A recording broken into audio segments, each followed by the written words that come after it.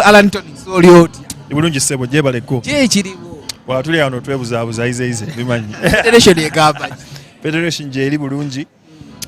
Tukwatira wamu n'omulama gwe gumu. Ate bwe mbadde ntera okunyonyola abantu nti ekintu kya copyright kye tuliko si ky'abayimbi bokka.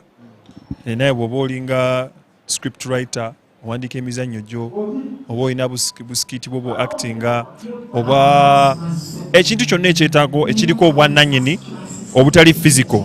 Ngambe nti kati copyright eba eringa okugamba nti waakawo oba olina ekyapa kyayo nga bwogamba ninaguza ettaka bakubuuza eno ttaka liyo nogyayo ekyapa kati just that's gwe mulama gwa copyright ogamba nti kintu kirinako obwannannyini omuntu asobola kujja n'akukopa nga teri kyosobola okukola kati oba olina ekyapa kyo nga kyakogamba ono yakopya ekintu kyange kyapa ki kino copyright kati ekyo kintu kibi no that's a good thing so abamu abakiremesa nategeera bulungi endowooza ya abakiremesa mpulira ndaba abantu ku social media abatuvuma biki ngamba kati bano baalaluse sitegeera ngeri gye nga muli bakambwe abantu ba federation tuli bakambwe tutya musabula muvumu ffe tuvuma ffenno kyogamba ffe tulina ovumibwa tetulina kuddamu tetulina kwanukola just no sirika busirisi batuvume batuvuluge lwaki ola mu rights buli muntu alina right ey'okwedefendinga omubbi bwakulumba mu nnyumba yo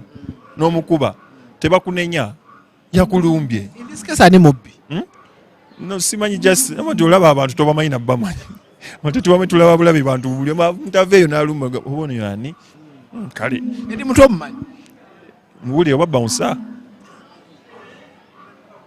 wavumye Eddie mutwe the first words in the paragraph zabadde zivumira ddala Eddie mutwe amazima gali nti Eddie mutwe yabadde ayogera ku bintu byatategeera and you see waliwo olugero emabegako omuntu bw'oba oyagala kukweka okumanya kubukweka okumufirika oba omuddugavu kiteeke mu kuwandika kiwandiike abantu tebakola research babayo buviine boogera bingi naye nga tebamanyi ddala mulamwa ebintu ebingi biriko obutategeeragana omuntu kyayita misunderstanding kabanga nalabye abantu eri mutu abadde avuma waikibenda nange nenvaayo nemuddamu mutima mulungi wafuka handola wa waikibenda ekintu kyabadde akwatako kitukwatako ffenna ate nga ye si muyimbi kati simanyi bwe bimukwatirako akuma muyimbi kati bwoba okuma muyimbi kati bwoba okuma president ofuuka president bwoba bodyguard wa minisita ofuuka minisita okikira lwe bali bagamba bodyguard yakuba minisita mukubanga ayagala omusaala ng'ogwa minisita tekisoboka bwaba bouncer asigale mu line kubanga nange tojja kunsanga nga ndi ku nsonga za bouncer nga nteekamu kigambo kyange mu kyokoza mpozi nga bampise ne bagamba Allan tukwebuuzaako kino nesobola kuva wano nensanga ebikwatagana ne bouncer ne bagamba mgundi speech ya Bobi Wine temwagitegeera mwenna aba federation mwabuukira bubuuki andi kati bwogenda okwetegereza nze speech ya Bobi Wine saajogerako najjogerako saagiwulira saajogerako byonna bye nayogera temwali kigambo Bobi Wine temwali kigambo speech kwalimu kigambo copyright kyokka naye abantu ab'okutegeera okutono babuukira bubuukizi nga tebategedde era nali mbabuuza naye mmwe abavuma mutukutte ku Katonda wammwe Bobi Wine nze wandabyeko nga njogera ku kigambo nedda naye tebawulira waliwo akantu waliwo politician atera okukola bw'ati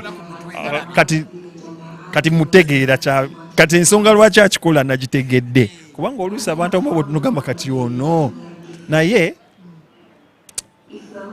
si mbubi I think just tulina educatinga abantu baffe because amazima gali nti kyannaku nnyo okusanga nti the youth are so ignorant like that nti ensonga entono tebasobola gideciphiringa ne bagitegeera mu kifo kyogezaako okutegeera bo balowooza okuvuma ye answer teri muntu mu nsi yonna yali awangudde ekintu ekirungi bw'agenderera kukuvuma kakkana tegeera ensonga eriwo bino bye tulwanirira bigasaani lowooza bigasa federation bigasa Uganda yonna etteeka bwe ligenda nga bagenda gamba lya Allan Toniks oba lya Kenzo yekka no lya buli omuyimbi buli muyimbi buli film actor buli screenwriter buli producer lya buli omu bwe liyita buli omu ajja funamu some of these youth abavuma nabo baagala kuba bayimbi baagala kuba ba script writer some of them bagala kuba software engineer ba developing ezi apps eriteka nga teriiwo solo developing app yo ne bagibba tulwanirira bo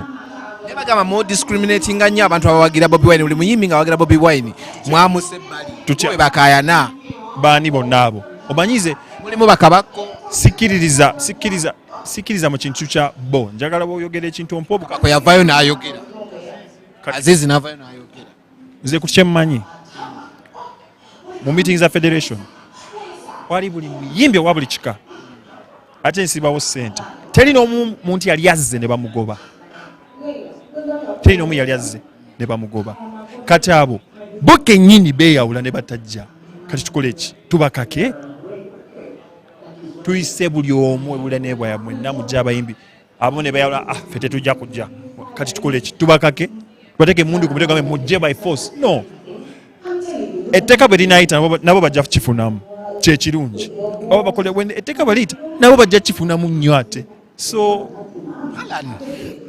nga mulaga nnyo waliwo ekintu ekyazo ne batugamba mbuno ne federation temunagiwandiisa eri mukyangaala waliwo neyatutekere ku makya n'awandika n'agamba 13 associations denounce Eddie Kenzo's federation.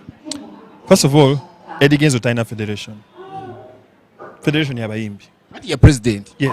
Kyewala bagamba Museveni Uganda nanyini Uganda ani yagamba ndi kati yensonga bwe okwata ekintu nosalamu okitwale mu ngeri gy'oyagala ebyo bibyo kati nze nkola eki obanga okutegeera ko wekukoma nze nkolera eki federation yabayimbi today Kenzo is an interim president today it's Kenzo 3 years from now it might be Kabako then anyayogera ki nga ye president nga gwe batunuzaamu emmundu then ajja kwogera ki sinti president walubeerera no naye nti yabadde asobodde okukonvinsinga n'akuŋŋanya abantu okujja wamu n'okuba ne vision eyo nti nomanyi you know what ekintu kisusse ate njagala n'okwegiriza you know people are short sighted bagamba taitaita atenda nyina okufumba there are very few artists abali traveled nga Kenzo gomanyi okuva ebbanga lino lyonna lwaki yavaayo kubanga yina byalabyeko ebiri ewalala ebitali wano bana bangi bano bakuba kerere they have never even left the continent of Africa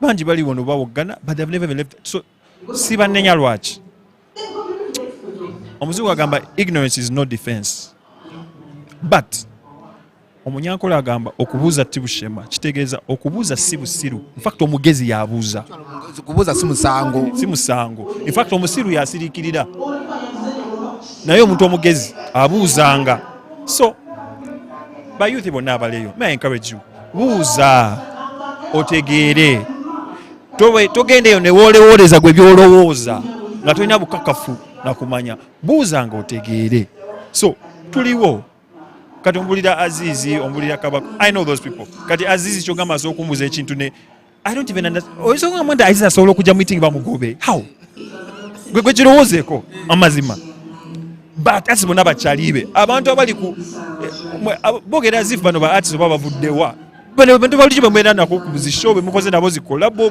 bemukuze nabo mu industry kana tukote no gamba bakugoba ku diruki kiriko bali bagobyeko first of all so buli ayogera ekyo semba mulawo ebitula ate Udamani yabayita ne mugano gende ewa yabayita mu meeting ne mugana ku meeting ewa meeting ile yewa mwendoza ku office nanga atenze mulabye mu meeting zaffe nze kenyinyi ile yagamba jjayo naye yabiye abayita Bobi Wine yamugamba ayita abayimbi bonna ne mugana yayitani takubira nkusi not that I know of naye mu meeting zaffe nze Hilda Mansimu inako buzibu why abadde naffe even before the federation abadde akolagana ne Uma in fact yabadde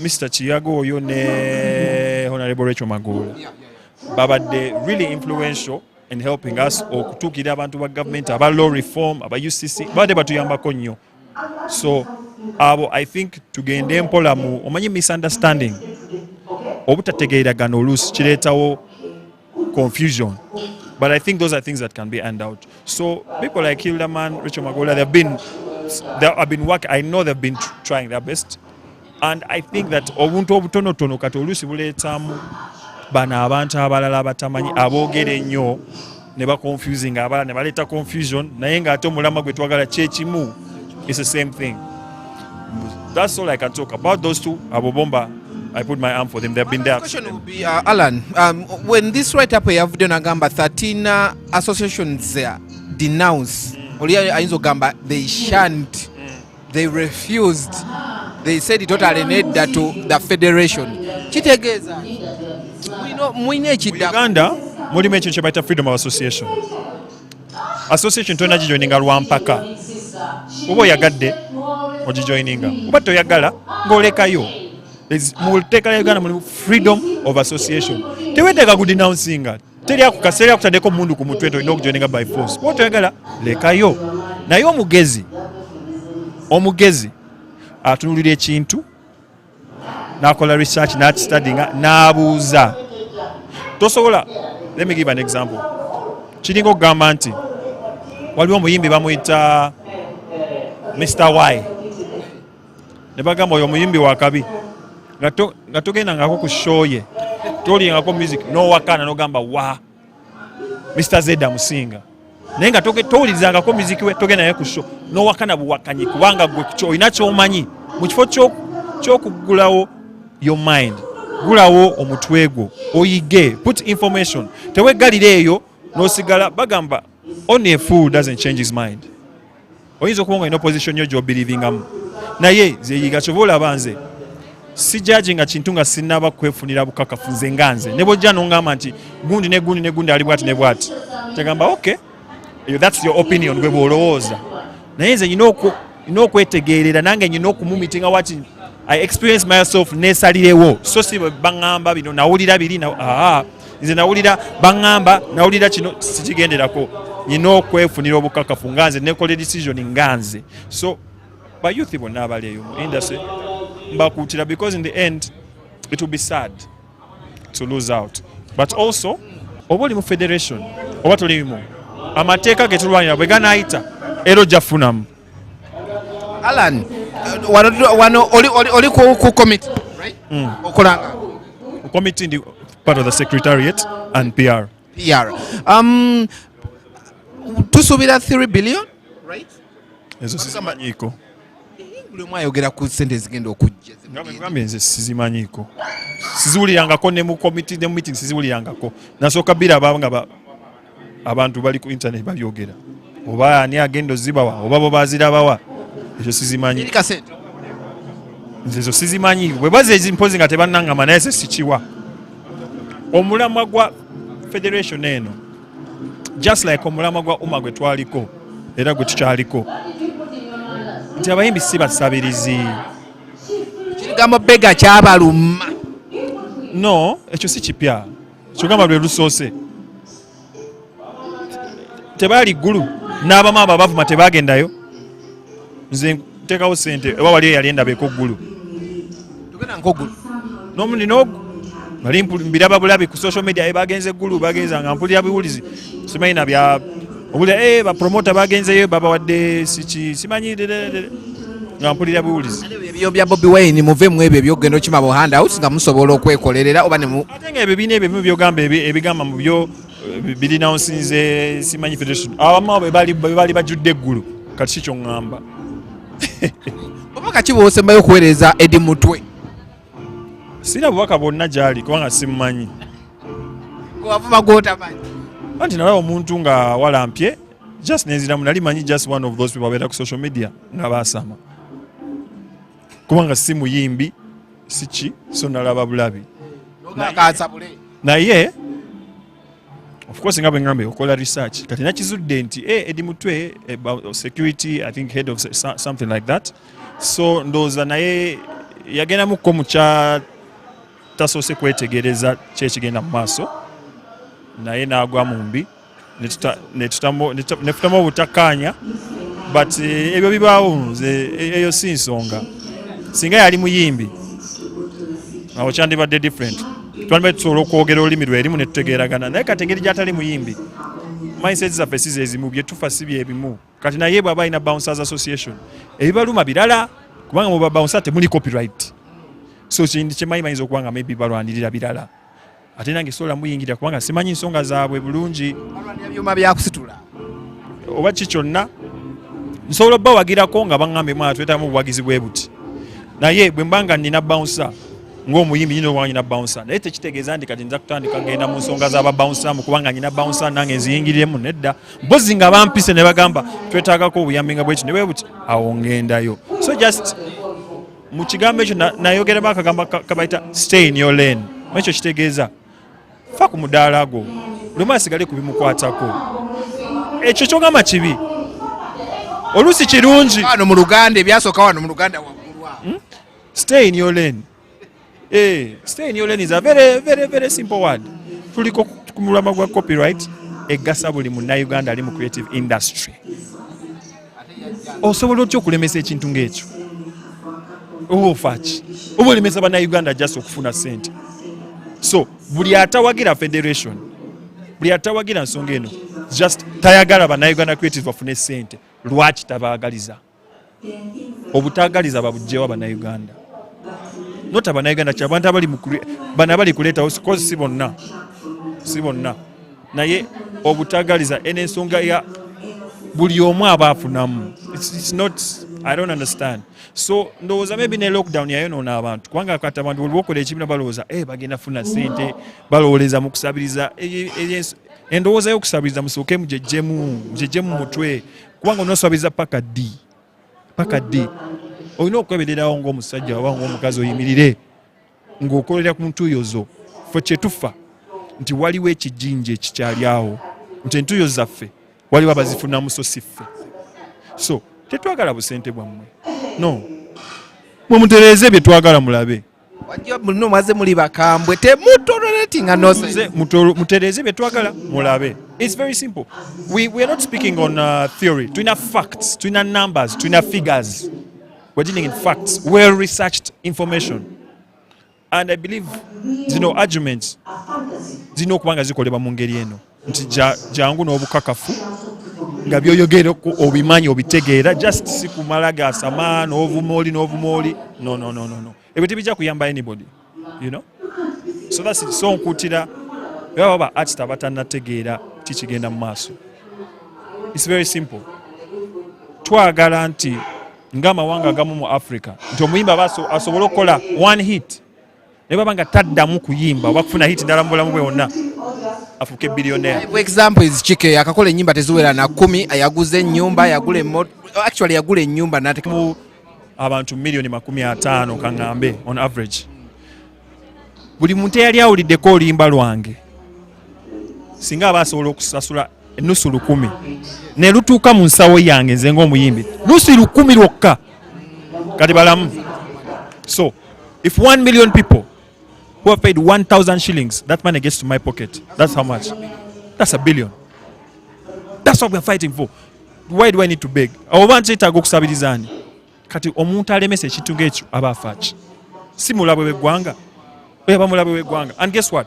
Eyo billion bwe bayingira mu nsawo y'omuyimbi awo nga ne URA egamba eyagala kubeera abayimbi omusolo awo tukkiriza nga tukusasula mu bulungi kubanga sente weeziri tetulinaako kizibu. So omuntu alemesa ensonga eyo mulabe wa Uganda ekisobola okuga kubanga aba talemesa ffekka alemesa ffe naye alemesa n'abaana baffe n'abaana bammwe kubanga mwabamu temumanyi baana bammwe bajja fuuka bayimbi oba bannakatemba oba ba script writer.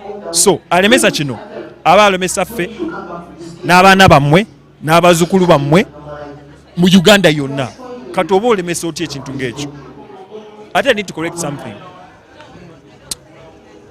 Bwe nalaba nga abantu boogera nnyo ku speech ya Bobi Wine ku mukutu nensalamu ngende maybe njiwulirize kubanga zinali sigifuddeeko saagiriiko nzali ku byange naye nga ndaba abantu bavuma speech ngamba speech eno sigyogeddeko sigiwaddeko any reference naye bagireeta. In fact abona lwaki munkaka speech gye simanyi gye soogeddeeko. Ate kusinziira ku bye nalaba ng'ayogera salaamu kintu kibi. Ndoza kyennyini kyenjogedde kye yali agezaako okugamba nti tulina kubanga tusabiriza buli kaseera. Ekyo si kibi kubanga gwe mulama gwe tuli kwera. Naye oluusi waliwo erudda kwemabega ensonga eyatuukawo nga abawagizi b'abayimbi batandikawo oluvuyo between artists.